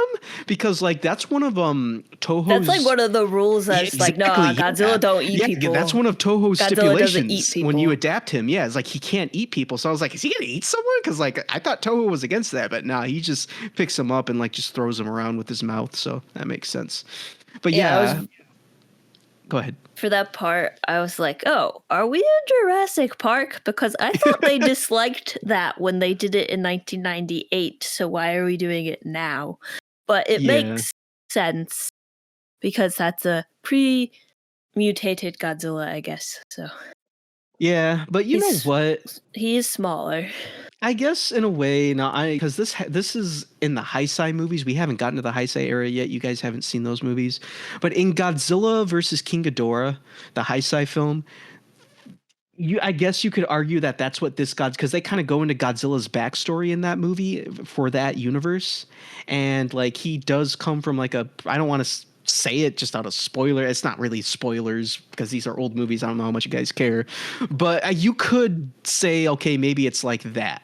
You know, if the audience who's seen Godzilla versus King Ghidorah, you know what I'm talking about. So, so maybe that's their explanation. Did you want to say something, Moody? Yeah. I do think it's funny, like, because you brought that up, that we talked about that before, like that aspect of like you're bothered by not knowing this Godzilla's backstory. But I feel like it's very similar to like when Spider-Man was introduced into the MCU. Like we didn't need to see Uncle Ben die for the upteenth time. Like you kind of have a library of different possibilities for how Godzilla existed, and I don't think this movie needed to waste time explaining or elaborating on it. I think we could just get right into it and being like, look, Godzilla's here. You're here for the Godzilla movie. Let's get to it. And so I just feel like that's what this movie did, and I feel like I'm totally here for it. I don't need to know. And also, like other movies, like for example, like the first Alien, like the xenomorph is just there. Like you see it evolve over time and whatever, but they don't really elaborate on why it's there, how it came to be, et cetera, et cetera. And I don't feel like them later going back, well, specifically Ridley Scott going back and elaborating and blah blah blah. And sure, Fox played a part in him making him do that, but anyway, him going back and elaborating more on that, I don't feel like that added anything more to the story or anything that interesting. Like I didn't need to know why the alien exists. I just feel like the alien exists, or like Spider-Man is in the universe. Cool, let's just get to it. Obviously that's not how you feel, and that's totally fair, but I do think it's interesting that for like a longtime fan who has heard plenty of different iterations of Godzilla cropping up, that you still want to know like what this new iteration is or where he came from or whatever. However, I will say that you are not the only Godzilla fan that has told me that you were curious about that. So I just find it interesting that it's not just a you thing. Like other Godzilla fans also are curious, but like to me, I'm like, but why? I don't understand. Like you already know so many different versions. Like I get wondering just like small things here and they're like, oh, I wonder if they're doing this or if they're doing that. But to me, like it didn't really affect it at all. I don't know. Well, yeah, because you bring up, Spider-Man and Civil War, and you bring up aliens from the Alien franchise.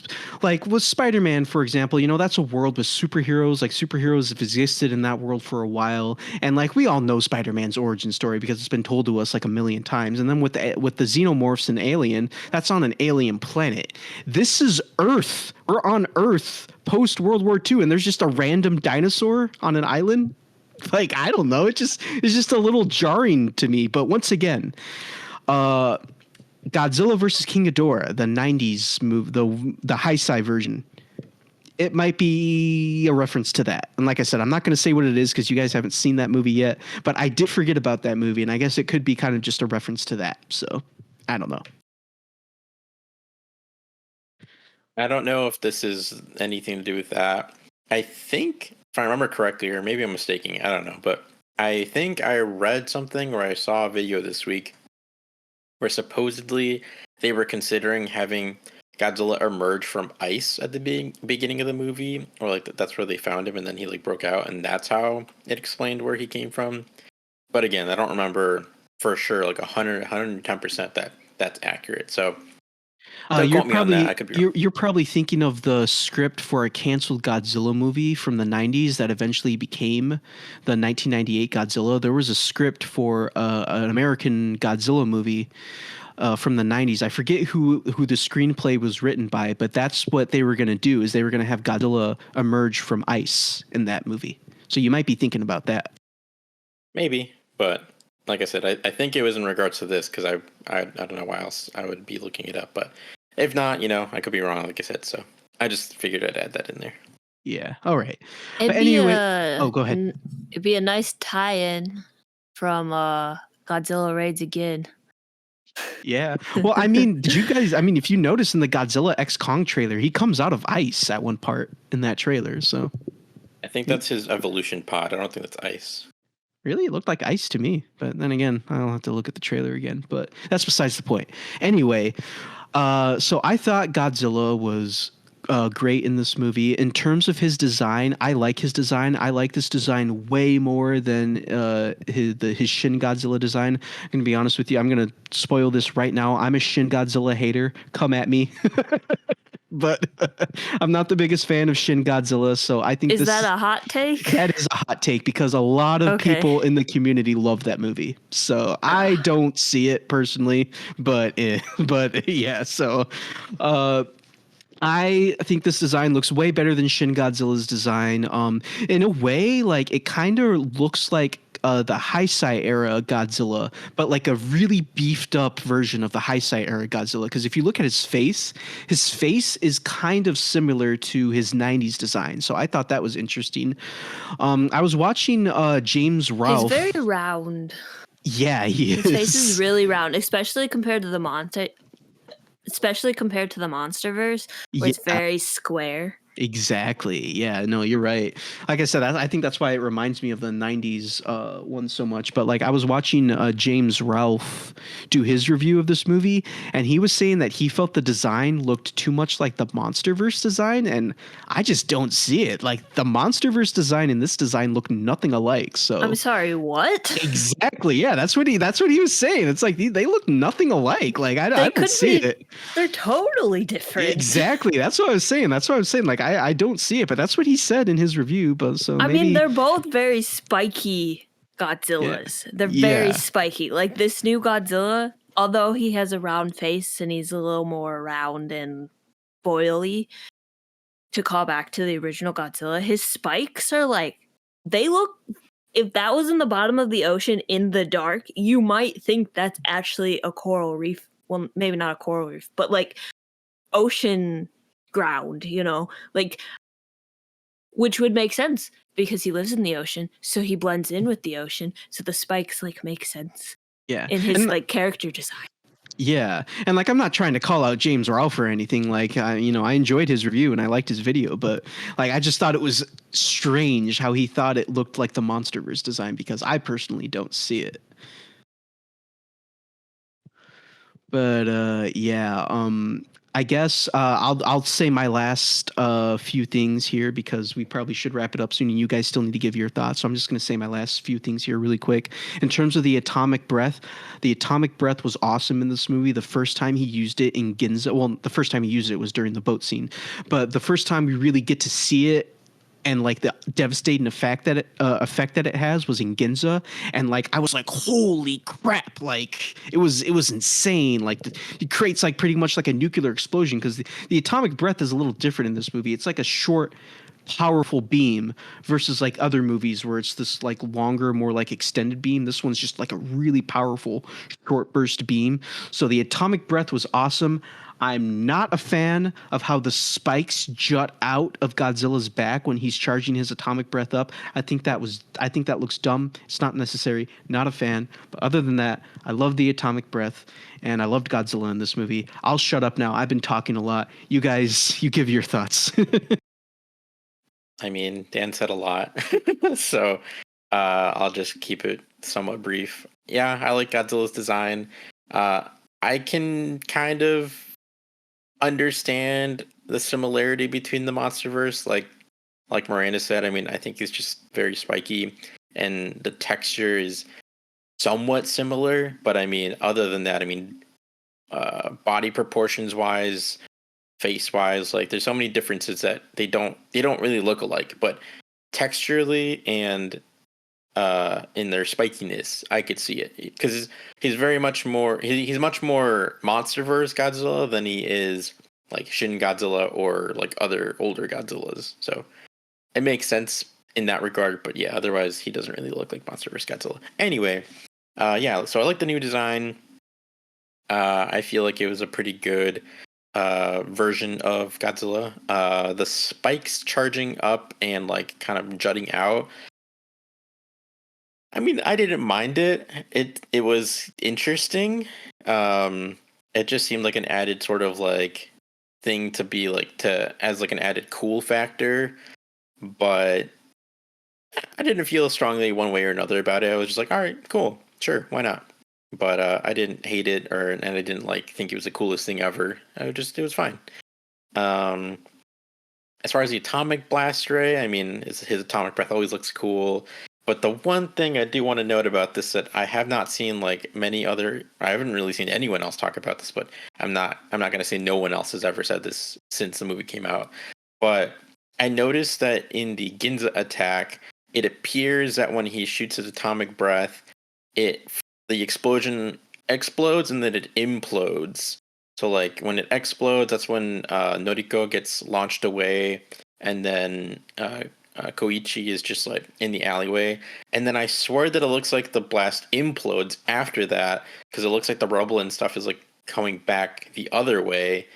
But that's like the only time that we really see or that I saw that.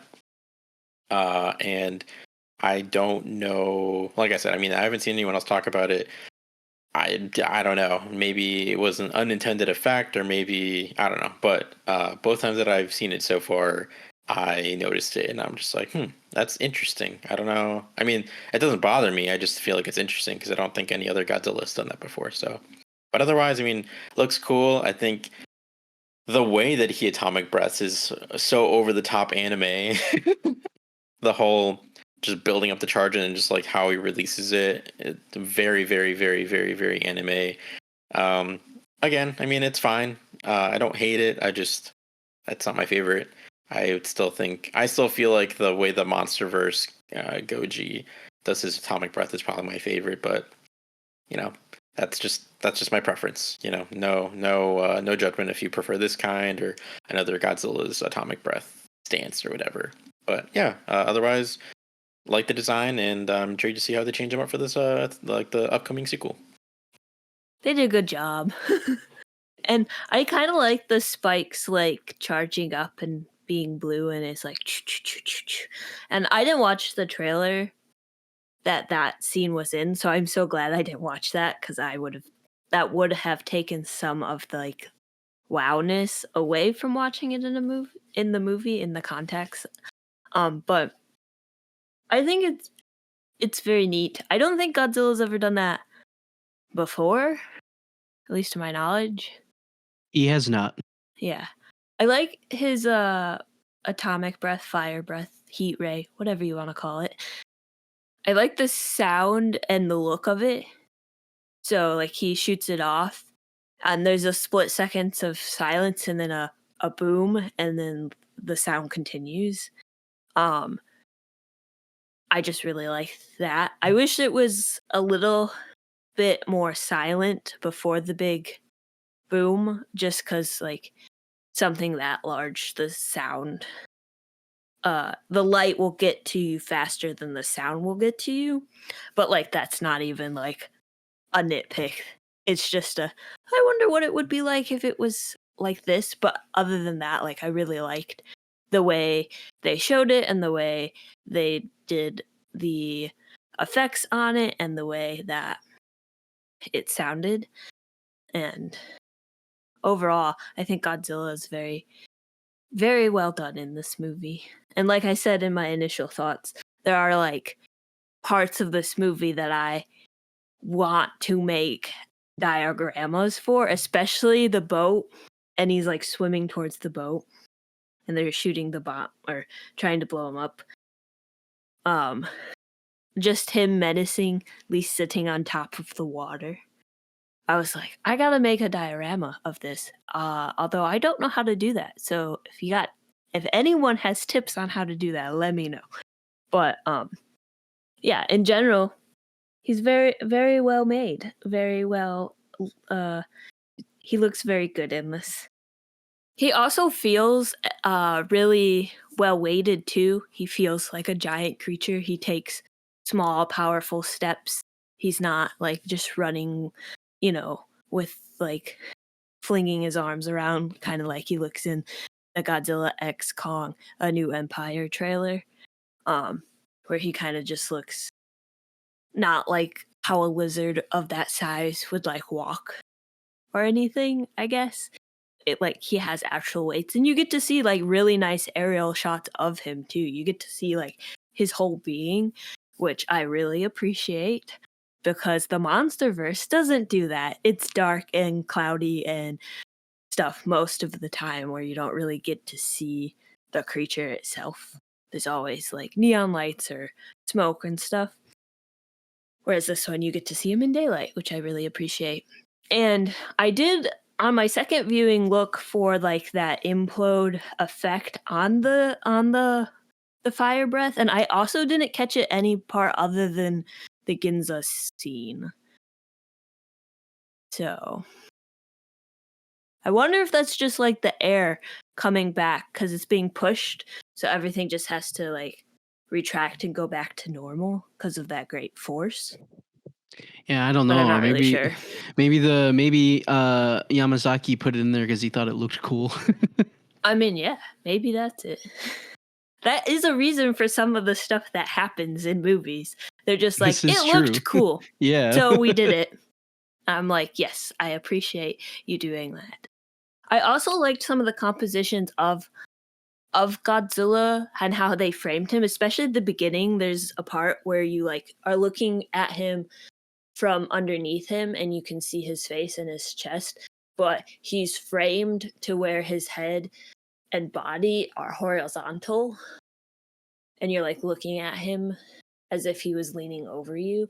And I was like, wow, that's a fantastic shot. And then like the camera like pans over him. There's just some very good camera movement throughout this whole movie. Like, I don't know if all Japanese movies are made this way or what, but like, it's amazing. And I would love to see more of this type of filmmaking from these people and from this crew and these actors. They're very, very good in this movie. So I really hope that they come back. I think that was mentioned earlier in our conversation about them coming back. I really hope they come back. Yeah, me too. Like if Yamazaki doesn't return to write and direct, and if part of his or a huge majority of his team doesn't come back for the sequel, then I don't know. I'm going to be a little worried.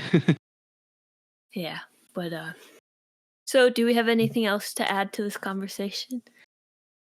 I will say that because you had mentioned before that the movie's budget was only like 15 million, and that was what we all thought it was for a while, but I guess Yamazaki came out recently and denied that, and he said I guess it was less than that because he came out and he said I wish it was that much, so I guess it was less than 15 million, which is insane. Yeah, and if that's the case, then I guess I can totally understand why like we didn't get as many scenes with Godzilla as I would have liked, but hopefully with the sequel, and because Toho has to be paying attention to how successful Minus One is right now. They're definitely paying attention. Yeah, I mean, because like we just said earlier, they extended the showings here in America because they were only supposed to be in American theaters for a week, but they extended it, so they know that this movie's a success. So hopefully with the sequel, they give Yamazaki more money to work with, because I would love to see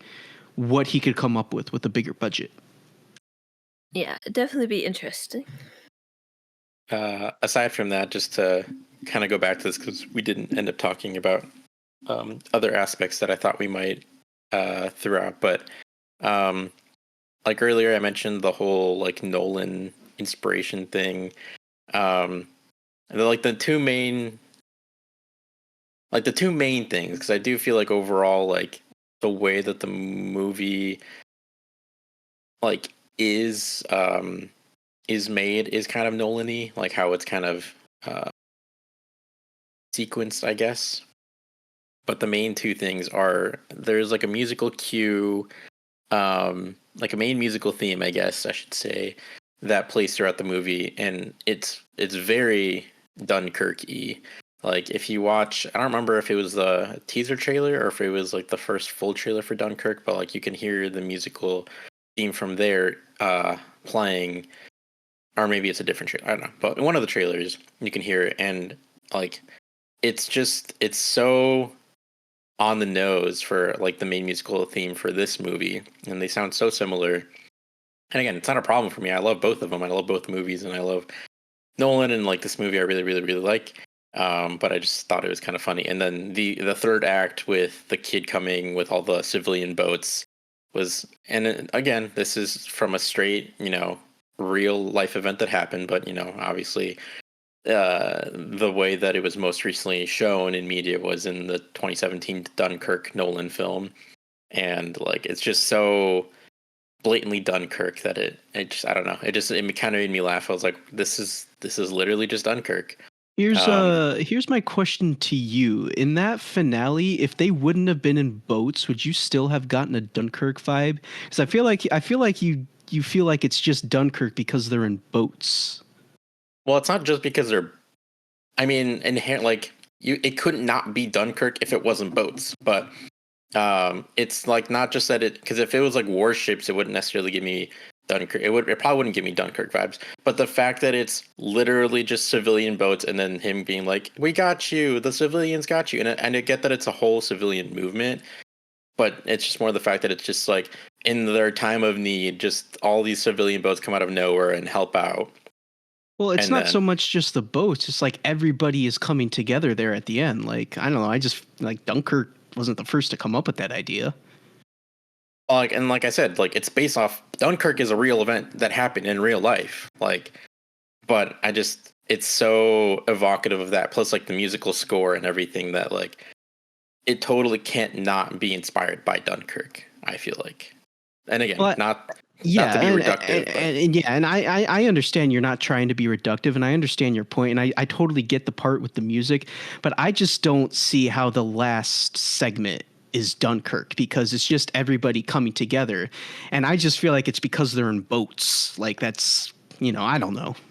Again, like if it wasn't civilian boats and it wasn't just the civilians coming, then I probably wouldn't get a Dunkirk. Like if it was just like warships from the U.S. coming in, then I would not have gotten Dunkirk at all from that. But the fact that again it's civilian small little boats coming with just civilians coming to save the day, it's very very Dunkirk. And then I will say that this is another light nitpick that I won't get too into, but the fact that they just arrive and then automatically are just attached to the warships, I'm like, did that take 2 seconds? How did you get tied on so Yeah. quickly? The timing in the finale is a little weird. Like they totally go on movie time because there's that one part where Godzilla's about to shoot off his atomic breath and like a full-on minute passes and he like never. It's like in the time that has passed, Godzilla would have killed everyone by now.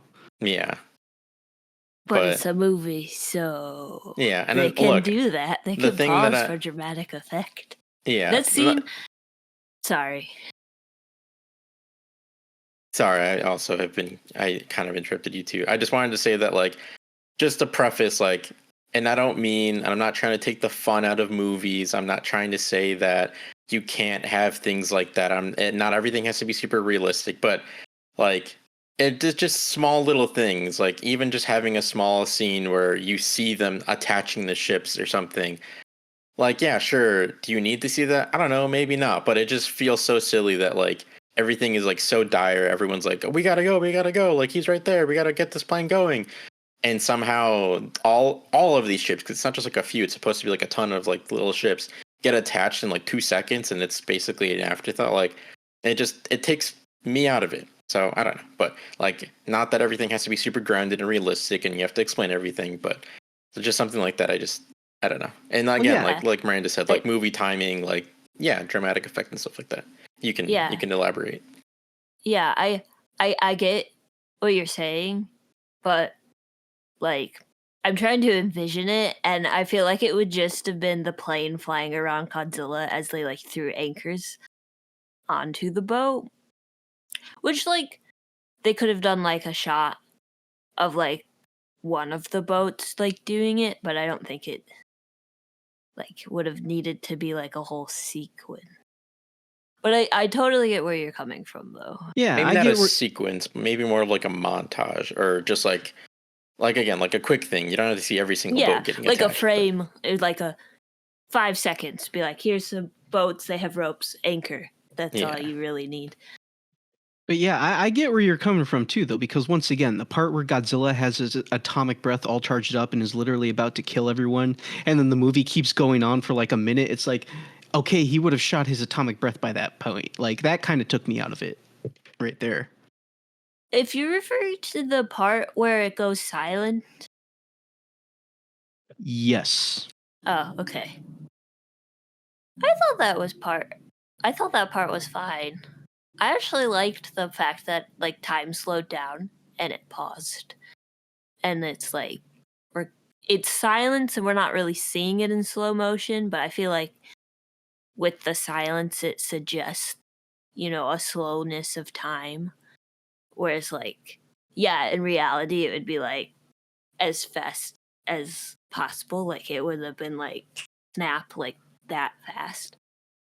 But I think it gives a nice moment to see what the pilot is doing and what his plan is. I don't know, I really liked that scene. I love when That makes movies sense. Yeah. I love when movies use silence. It it's such a beautiful thing. Like, not to bring it back to Star Wars, but to bring it back to Star Wars when the purple-haired general flies the ship into the destroyer and it just goes silent. Like, silence is so important.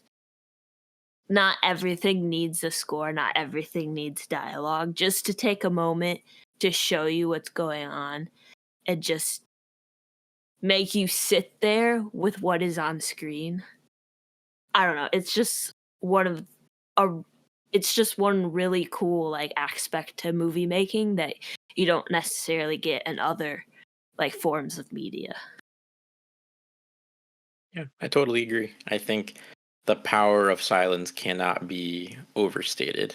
A well-placed silence in place of music and things like that can speak volumes more than either words or musical score ever could. Okay, so if we have no more thoughts to add, I mean, I'm sure we could talk about this movie forever, but I think it's about time for the lizard fact of the day. And what is the lizard fact of the day? So today's lizard is a Algerian three-toed skink. This skink is a species of grass-swimming skink with an elongated serpentined shape and reduced limbs. It prefers humid, sunny areas with dense vegetation within grasslands, meadows, and areas close to streams, hedges, and the edge of cultivated areas. So that's the lizard fact of the day. Hope you Interesting. enjoyed it. Let's get into ratings. Udi, what's yours? I give Godzilla Minus One a 4 out of 5. Again, I don't mean to sound more negative than maybe I am on the movie throughout this episode, but I feel like there should always be critique and not just full blown nonstop praise for everything. Not that there's anything wrong with that, but I always feel like if you have like any small issues like I said, like I had throughout the movie, like more nitpicks or whatever, it's, I think it's totally fine to voice that and elaborate on why, because that's the bigger thing. If you just say I don't like it, that helps absolutely no one and is not even discourse. But if you can at least like pinpoint why something doesn't strike you in the way that you think it should, or it doesn't sit well with you or whatever, I think there's nothing wrong with pointing that out. But that being said, again, best human story in a Godzilla movie to date. Great action, impressive effects for the budget, just great story overall, and yeah, 4 out of 5. Cool. And I agree. If you do have critiques of a film, it's good to talk about those. And I second that. Yeah, because like you're right. Saying I just don't like it, although a valid thing to say, doesn't really help other people understand why you dislike something. Or if you say, "Oh, I just like it," that also doesn't necessarily show other people why you like it. So it's good to have these conversations. But let's move to Dan. What's your score? Oh man, I've been so and Udi knows this. I've been so conflicted about this movie ever since I first saw it, because like it really is one of the best Godzilla movies ever made. Like this is, I want to argue, the only I am going to say this is the only Godzilla movie where you can actually make a good argument or a good case for how it's better than the 1954 film. There's not a single other movie in the franchise where you can make a good case of how, no, this movie's better than the 1954 film. I feel like this is the only movie that you can do that with. And that that really does mean something, because for the longest time, the 1954 film was like the epitome of like very well done Godzilla movies. And now we have this movie, which is going to be like the new standard, I feel like, for this is how you do a Godzilla movie. And like I said, I'm just so conflicted about it, because like my heart wants to give this movie a 4.5 out of 5. But my brain is saying, no, I should give it a 4 out of 5, because if I give this movie a 4.5 out of 5, then I think it's the best Godzilla ever made, and I think it's my favorite Godzilla movie ever made, and I just don't think that. I'm sorry, but I just don't. With as well written and as well rounded as these characters are, with how memorable they are, and with how awesome Godzilla is in this movie was still missing a little something for me. And I think what it was missing was just a little more Godzilla scenes. If this movie would have had just slightly more Godzilla scenes, or like I said, if just the attack on Ginza just would have been much longer. Like, because like you think back to Godzilla in 1954, the attack on Tokyo was a good chunk of the movie, or that, you know, that scene lasted for a while. But the attack on Ginza is like what, maybe a minute, 2 minutes, and it was just too short. So I think that was the aspect of the movie that was missing for me. So I think because of that, I'm gonna stick to a 4. I really want to give it a 4.5, but I'm gonna give it a 4. I mean, if you really want to give it a 4.5, just give it the 4.5. Well, yeah, but once again, I just don't know if it deserves it. Is what I'm saying, in my eyes, at least. Like, to everyone else, like, there are people that love this movie so far, and yeah, for them, it deserves a 4.5 or even a 5. But for me personally, just in my eyes, I don't think it deserves a 4.5, because it was still missing something for me personally. But that's just me. Everybody else is going to differ about how they see things. But that's just how I felt. True. I do agree though that like if you don't feel fully convinced by something, then you don't want to do it. So in that case, it's like, well, then I'll just stick with what I was feeling, I guess. It's like at the end of the day, if you end up watching it more and more and more over time, and you end up loving it more, then yeah, your score will go up. But if you, I mean, not that there's anything wrong with scoring it up and then scoring it down later, but I feel like if you don't feel like you really feel that way right now, then the 4 is fine. Either way, it's subjective for however you feel. So in the end, you know, it matters the most to however you're feeling, I guess.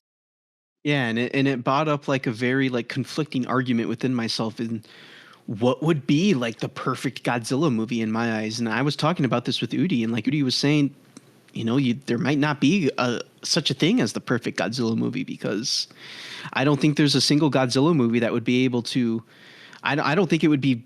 It would be very hard to make a Godzilla movie that not only has a great human story and focuses on the human characters as well as this movie did, but also have a lot of Godzilla scenes. Because if you put more effort into one, you're kind of taking away from the other, you know? So it's just about how well, I guess, the filmmaker can balance those scenes. That's true. And like, if you're feeling a 4, that's perfectly okay. I think I'm the most lenient out of the 3 of us on our ratings. You know, it's based on vibes when it comes to my ratings. It's just whatever I feel like in the moment. So if you're feeling a 4 now and feel a 4.5 later, totally understandable. Totally get that. But with all that being said, I'm giving it a 4. So easy math. Our Atomic Lizard's average score for Godzilla Minus One is a 4 out of 5. Yay! It's a very good movie. Great, So. I'm glad. I was going to be very concerned if we rated this Godzilla movie a little low. I was going to be like, Five Nights at Freddy's ended up being scored higher than Godzilla Minus Five One. Nights, because I remember you said during the FNAF review that if like Five Nights at Freddy's was, or no, you said that if like the double was lower than like Five Nights at Freddy's, you were going to lose faith in us. Yeah, if Godzilla Minus One was lower than Five Nights at Freddy's, I might be losing faith in us as well. They're very different movies. They are, but still. Yeah.